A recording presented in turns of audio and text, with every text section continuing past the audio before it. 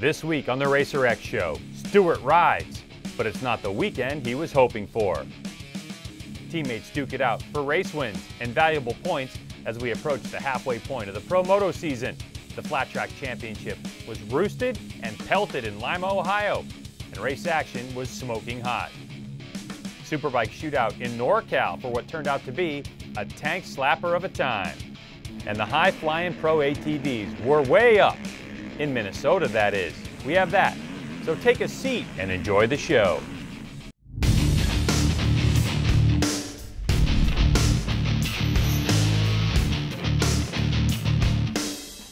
Hello race fans and welcome to the Racer X Show presented by Chaparral. You've tuned in to our new show that highlights racing from across the United States and sometimes the world.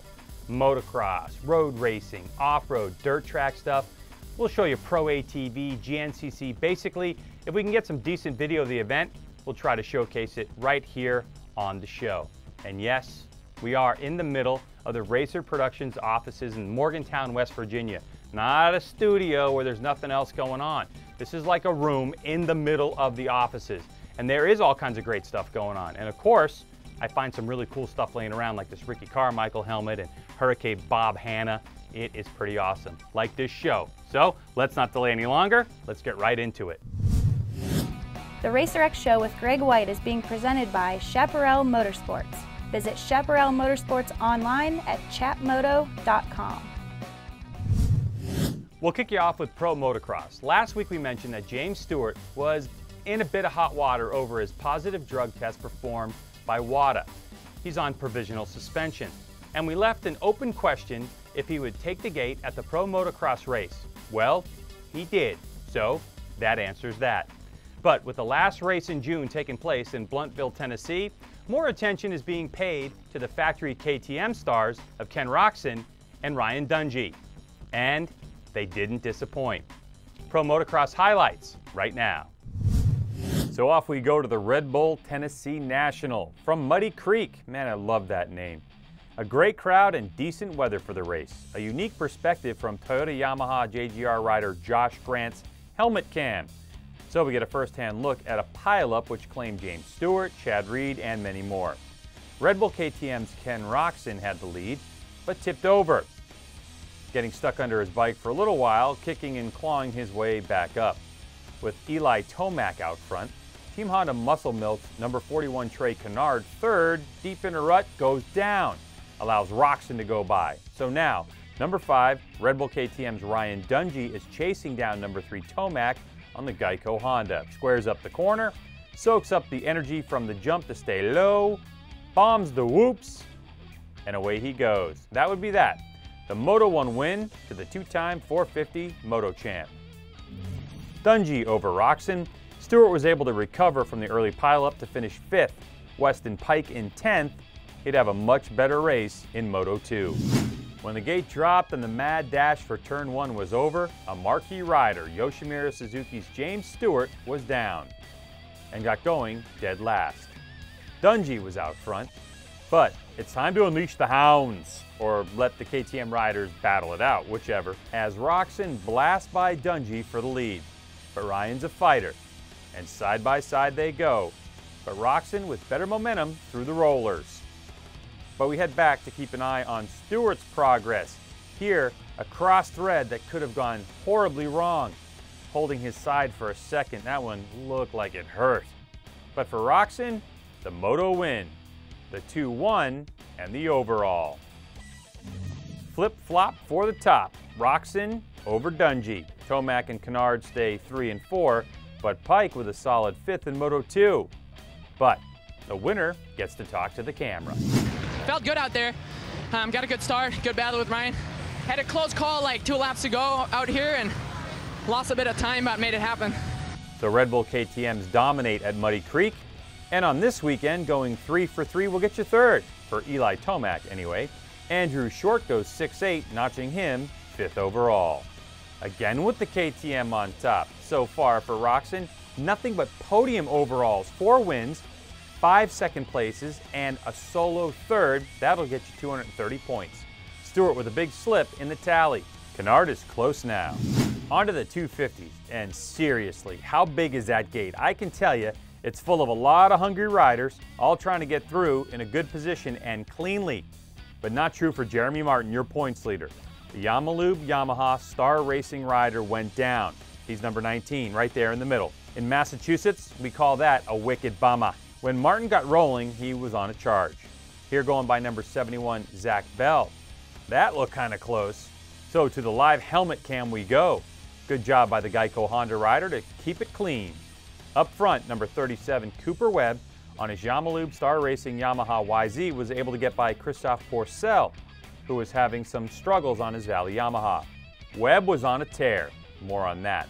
But when it came down to the final lap, final corner, Blake Baggett on the Monster Energy Pro Circuit Kawasaki steals the win. But wait a second. Let's go back to the start. Look at Cooper Webb slamming bars. Almost goes down, stays up in like 25th. What a ride for the North Carolina native. So Baggett continues his romp. He's coming off of 4 overalls in a row. But could he be stopped? Jeremy Martin hoped so, trying to stop the bleeding. 10th was what he could salvage in Moto 1. Moto 2 and the onboard view from Zach Bell. All the way to the outside. That is a long way around, but it sure paid off.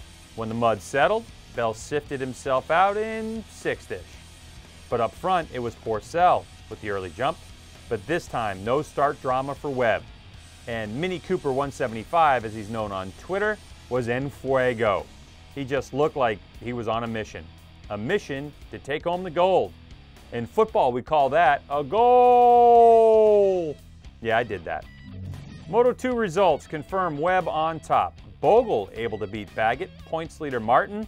His mid-season slump continues, 6th in this one. But all props to Cooper Webb, who takes his first pro win at his home race.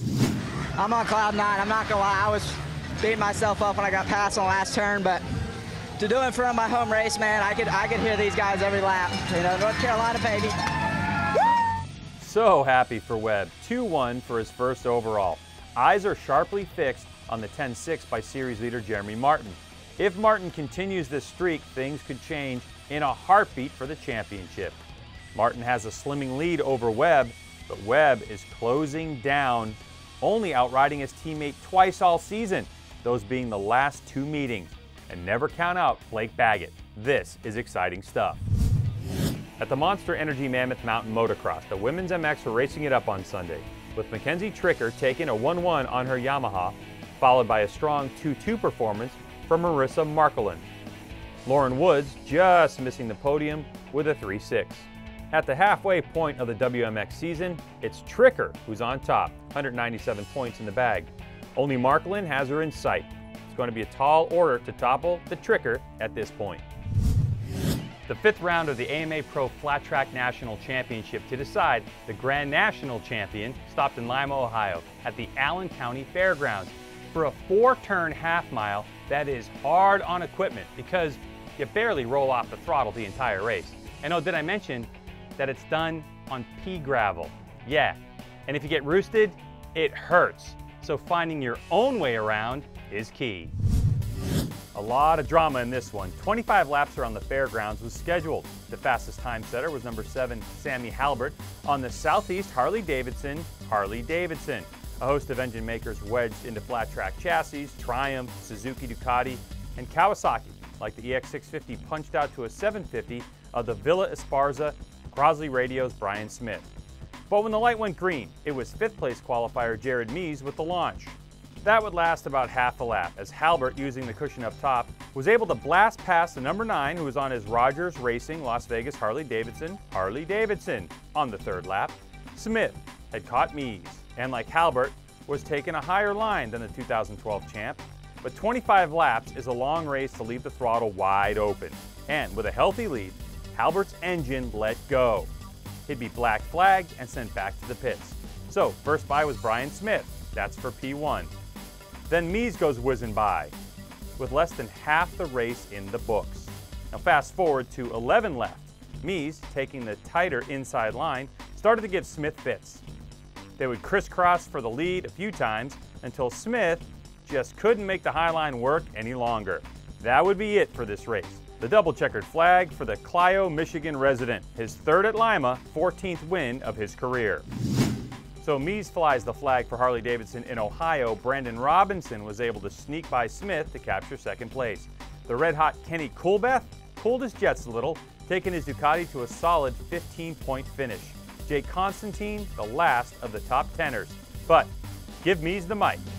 Oh man, you know, I got a really good start, and here came Sammy blazing the top, and I just don't have, just can't go up there quite like that and gas it up. And I knew the top was going to wear out pretty quick, so I kind of just stuck to my plan all day, and we were kind of slow in practice and got a little bit better and a little bit better and a little bit better. And you know, when I seen Sammy break, I was like, wow, okay, cool. And right when he broke, I lost my brakes. I was like nervous at first, so I couldn't get it slowed down, but in the end, it kind of helped me because I brought the thing in on 2 wheels and just blurped it once and turned it, and it was awesome. It really was. And I ran Brian down, and you could tell his line was probably wearing out a little bit up there. It gets real deep up there, and just kind of worked him, and I knew I wasn't going to get tired at all. I just keep going and going, and man, Kenny Tolbert, Sammy Sweet, these guys had this bike so good.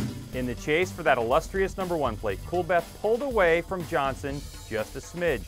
Mies only 10 points back, trying to recapture his 2012 glory. Still 9 races in this one. In the Pro Singles main event, leading from lap 1 to 5 was Bobby DeSena, until the red-hot Kyle Johnson on the 77J makes his move on the inside. That lead would never be relinquished. As the Twin Lake, Michigan rider, Kyle Johnson would roll his Honda-powered Parkinson Brothers racing machine home for the W.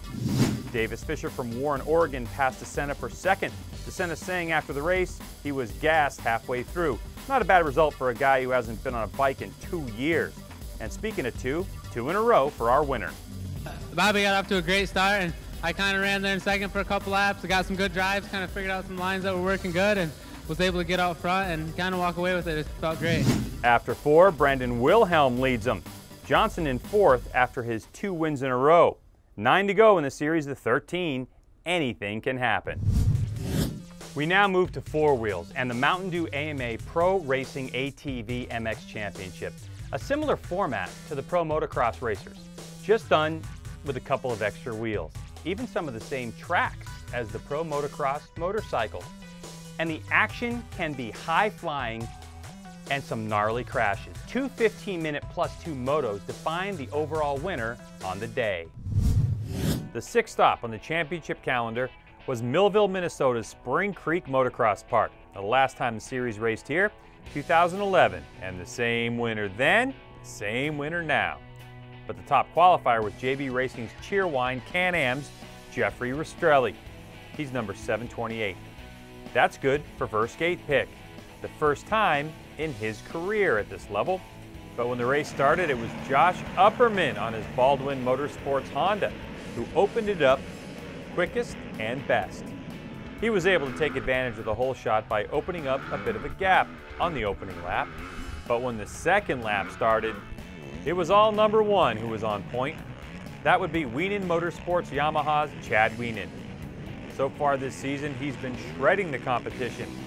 And he opened up a gap, and that was that, leaving the podium scraps for the others, like JB Racing's Can-Am's Joel Hetrick, who recovered from a 5th place start to pick riders off one by one until he was in 2nd. But on this one, all hats off to Wienen on a great victory. Connecticut's Josh Kramer rode his Can-Am to 3rd ahead of Rastrelli and Thomas Brown, with some big names behind them like Upperman and Natali. In Moto2, a big surprise for fans lining the race course, the Hole Shot Award was captured by H&M Motorsports' David Hagsma. The California native made the trip to Minnesota to give ATV MX a go. Not a bad way to announce yourself, and leading the first lap, with no number 1 inside the top 5. But never fear, my Wienen-loving fans, Chad would soon be on the move forward, following his teammate Thomas Brown up through the pack and into 2nd. All the while, from 5th place came Joel Hetrick to keep the Yamaha guys in sight. But when the flags were flying over the tabletop finish, it was Brown taking it home for the win. Yamaha won 2. Coming home 4th was Josh Kramer, with Rastrelli a solid 5th. Bakersfield, California's Hagsma won better than Moto 1 in 7th.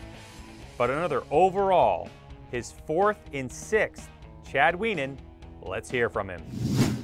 Man, the guys are running good up front, and we just had a great setup, found some good lines out there, and made some quick passes, and just reeled in Thomas at the end, and just played it smart, and didn't do anything to jeopardize the overall for the day, and ended up second, and we're extended the points lead and moving to Unadilla.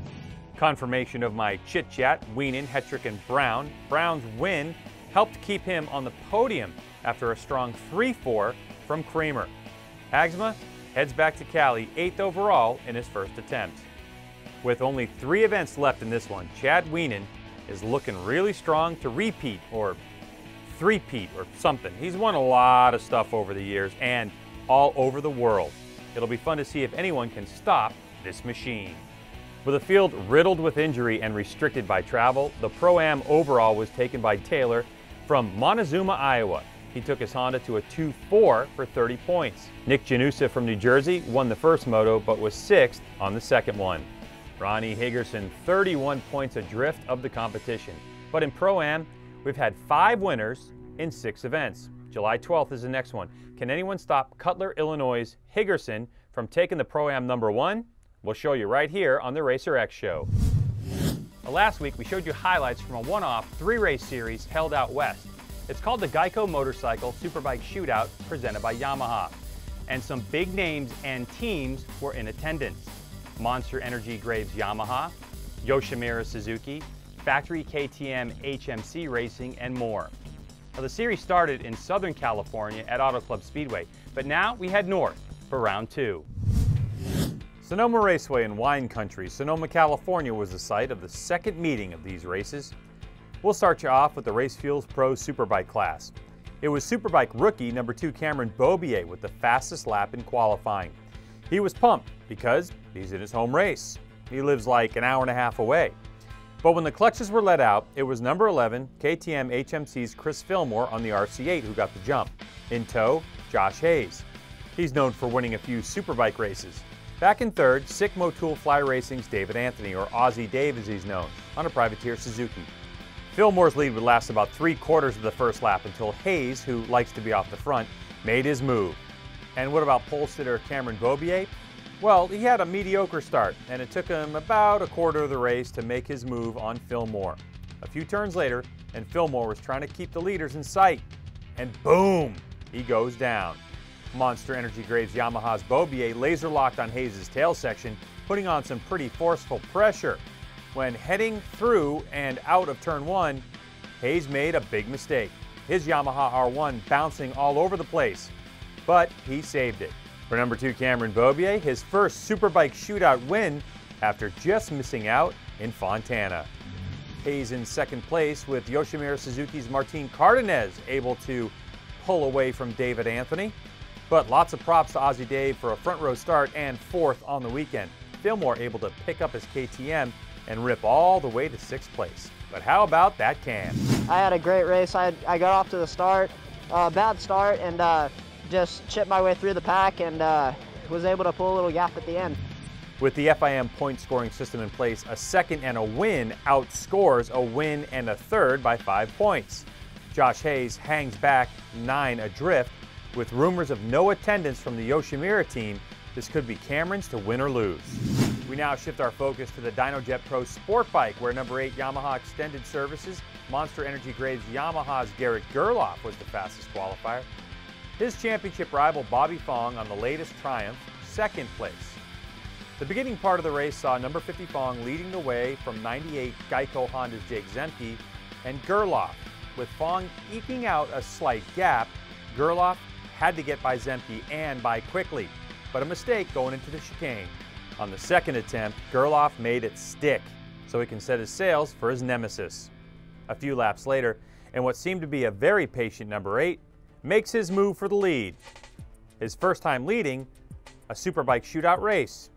Behind them, Zemke had his hands full with #3 Joe Roberts, #35 Benny Solis, and #76 Bryce Prince. And then this. Zemke, Roberts, and Solis all go down. They'd be okay, but bruised.